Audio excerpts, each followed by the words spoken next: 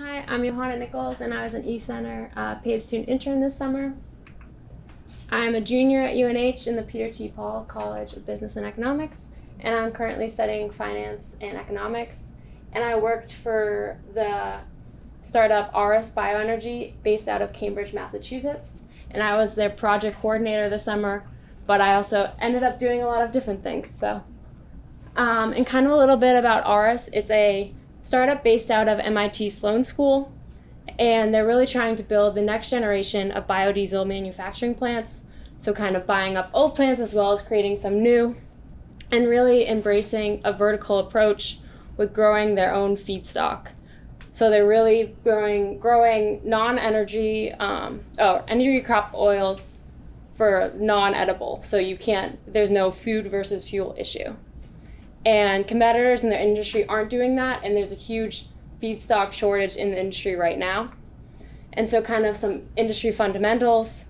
Right now, under the Renewable Fuel Standards Act, the US is committed to producing 36 billion gallons of biofuels for the transportation sector annually, but there's really just not the supply there that they're committing to, especially along with a lot of countries are committing to kind of this net zero goal, but they have no way of doing it. So we've come in under Auris in the US as well as Avalon in the global sector to really build out that shortage and help with these food versus fuel issues, and also utilizes waste resources.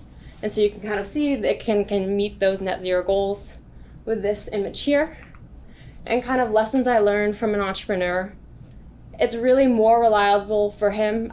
This co-founder I worked under was Ishad Ahmed, and he had all these different projects going on at once. So if funding were to fall through for one, he would always have those extra to fall back on and to supply the feedstock. And they have a lot of different agreements to supply this feedstock. So if the funding didn't come through, they still need to have some way to supply it. And to really treat all investors and coworkers with respect.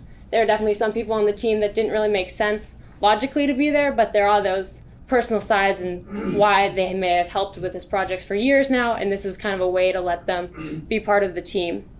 And I think also it's really important to never lose faith in what you can build for society for the better.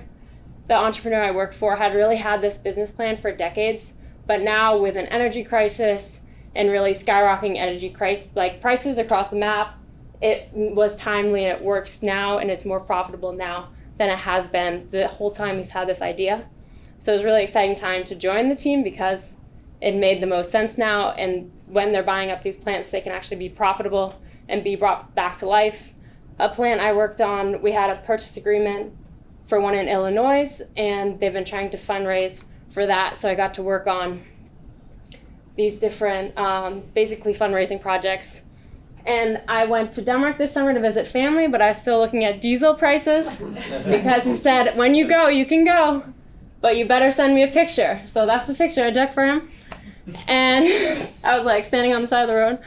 But, and it's just really, and I just learned so much about how to turn performas into pitch decks and kind of persuade to an investor in a way where they can understand what you're doing and how you're going to be profitable.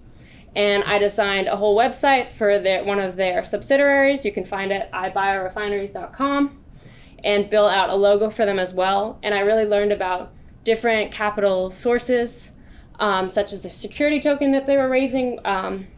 They wanted $120 million under that, and then from that, they could also secure a bond. So there's all these weird financing because biodiesel plants are very expensive, especially kind of bringing in that new technology that they wanted for these different feedstocks to come in. And I just learned all about new kind of renewable players in the sector, and then how Chevron's also buying up so many of these small players and then using them, but they don't have the feedstock. So we kind of also transformed into an oil chemicals provider. And I learned a lot about chemistry as a business major, so that was also exciting.